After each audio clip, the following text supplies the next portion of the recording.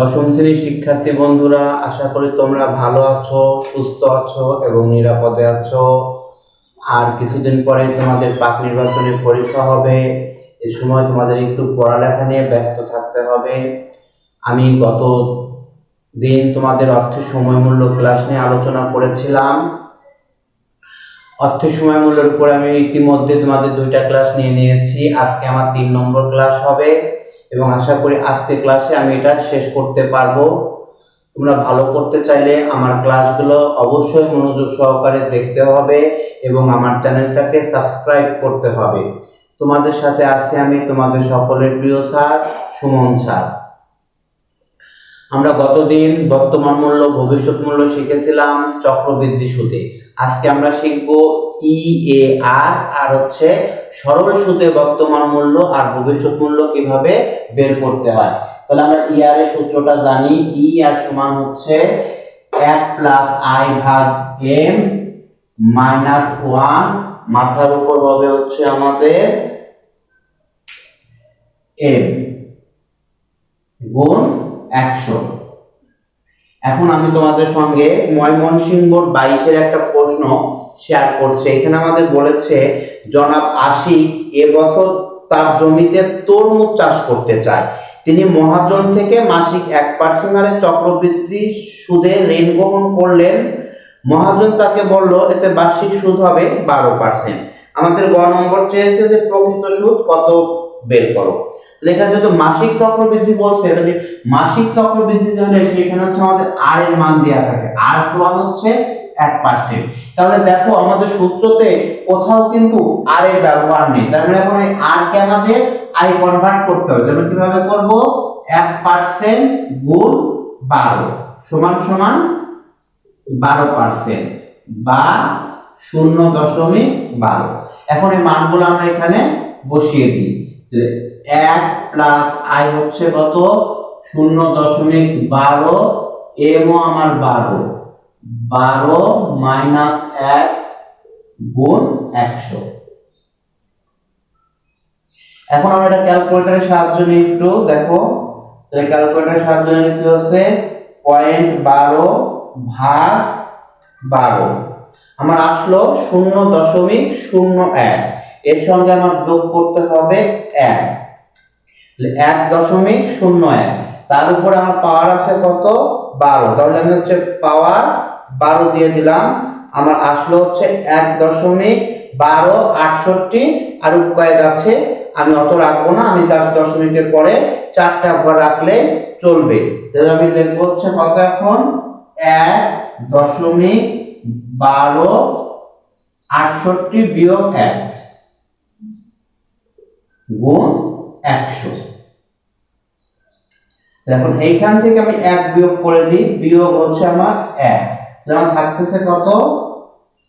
0.1268 গুণ 100। এখন 100 গুণ করে দিলাম, আমার আসলো 12.68%। 12.68%।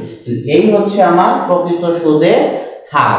তাহলে জনাব আশিক, তাহলে আমরা এখানে লিখে দিতে পারি যে অতএব প্রকৃত সুদের হার 12%। প্রকৃত সুদের হার 12.68%। শেষ। গ নম্বর অঙ্কটা। ঘ নম্বরে এসে বলতেছে সাপ্তাহিক 1% হারে ঋণ নিলে প্রকৃত সুদের হারে কি রূপ পরিবর্তন করবে? আগে ছিল মাসিক, এখন হয়ে গেল আমার সাপ্তাহিক। তো সাপ্তাহিক নিলে আমার কি পরিবর্তন হবে? তাহলে আমরা জানি 52 সপ্তাহে 1 বছর। তাহলে আমার সূত্রটা ঠিকই থাকবে, খুব সূত্রের পরিবর্তন নেই। আমার যা শুধু আর এর মানটাকে আমরা পরিবর্তন করে নিব। তাহলে এইখান থেকে আমার পরিবর্তন হবে।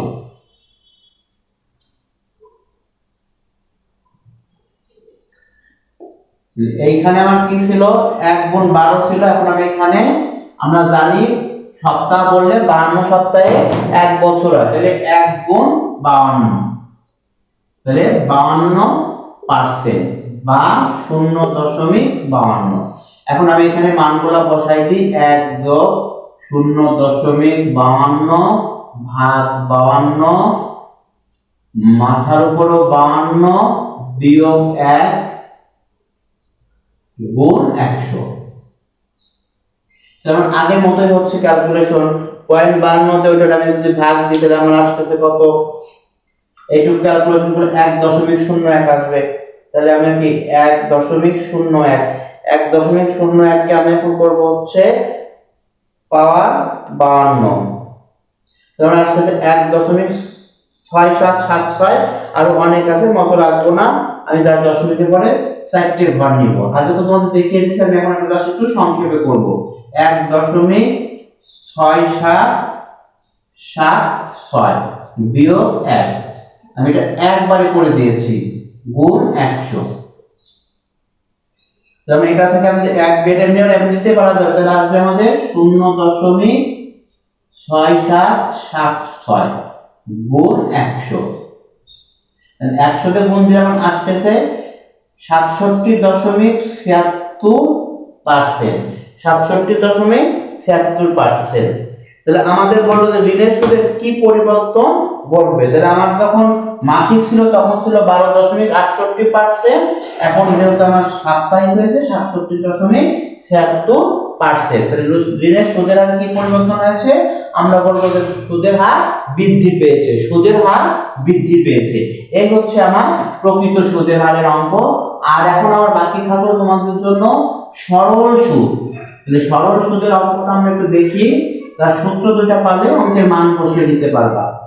সরল সুদের ক্ষেত্রে আমাদের কি হবে, সরল সুদটা আমরা জানি, সরল সুদ হচ্ছে শুধুমাত্র আসলের উপর যে সুদ প্রদান করা হয় তাই হচ্ছে সরল সুদ। খেয়াল রাখতে হবে, শুধুমাত্র আসলের উপর যে সুদ প্রদান করা হয় তাই হচ্ছে সরল সুদ। তাহলে সরল সুদের ক্ষেত্রে আমাদের এফবি সূত্রটা হবে এরকম, সরল সুদের ক্ষেত্রে, সরল সুদের ক্ষেত্রে এফবি সমান পিভি যোগ পিভি গুণ আই গুণ এন। আশা করি আমি ব্যাখ্যা তোমরা পারবা সবাই, এজন্য ব্যাখ্যার আমি দিব না, কারণ এফবি মানে ভবিষ্যৎ মূল্য, পিভি মানে বর্তমান মূল্য, আই মানে সুদের হার, এন মানে সময়। তাহলে আমরা এটা জানি।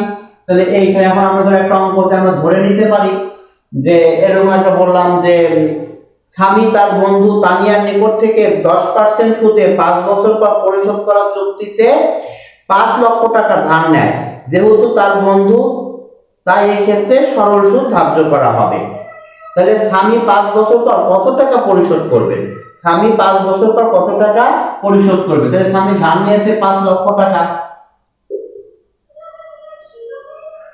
যোগ 5 লক্ষ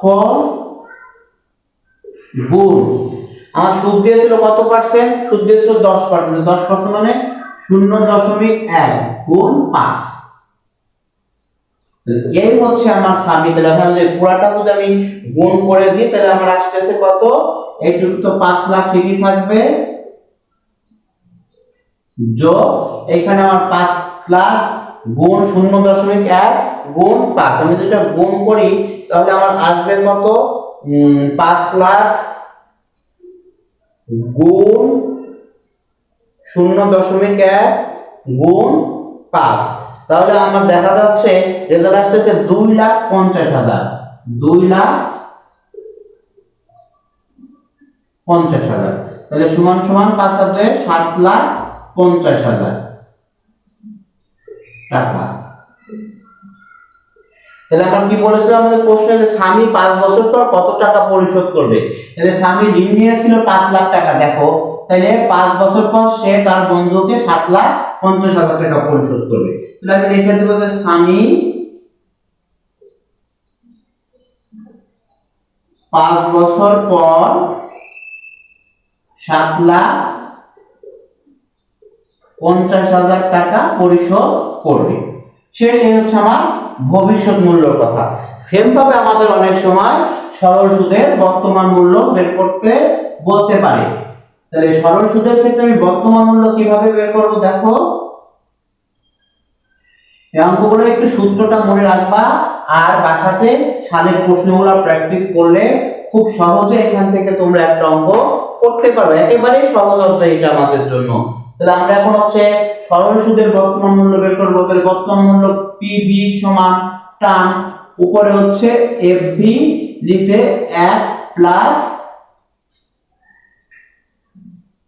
আই গুণ এন। এই হচ্ছে আমার সরল সুদের বর্তমান মূল্য বের করার সূত্র। তাহলে আমি যদি আগের অঙ্কটা এখানে বসিয়ে দেই তাহলে আমি দেখতে পারবো যে দেখে আমার 5 লাখ টাকা হয় কিনা। তাহলে আমার ভবিষ্যৎ মূল্য ছিল, দেখো আগের গতে ভবিষ্যৎ মূল্য ছিল 7,50,000। তাহলে 1 প্লাস আই ছিল 0.1 গুণ এন ছিল আমার হচ্ছে 5। তাহলে আমি এখন একটা ক্যালকুলেশন একটু দেখো করে ফেলে দেখি আমার ওই 5 লাখ টাকা আমি ফেরত পাই কিনা। তাহলে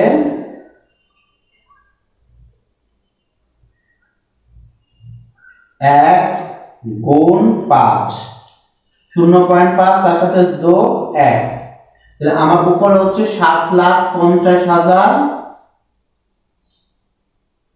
আর নিচে আসতেছে আমার 1.5।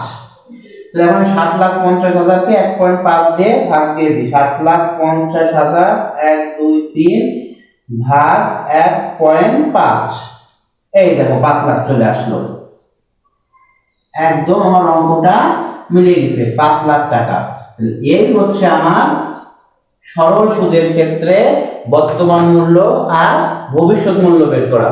আশা করি আমার অঙ্কগুলো তোমার ভালো লাগবে তোমাদের, এবং যদি তোমরা পরীক্ষাতে ভালো করতে চাও অবশ্যই তাহলে আমার সঙ্গে থাকতে হবে, এবং আমার ক্লাসগুলো কেমন লাগে সেগুলো তোমরা অবশ্যই কমেন্ট করে আমাকে জানাবে।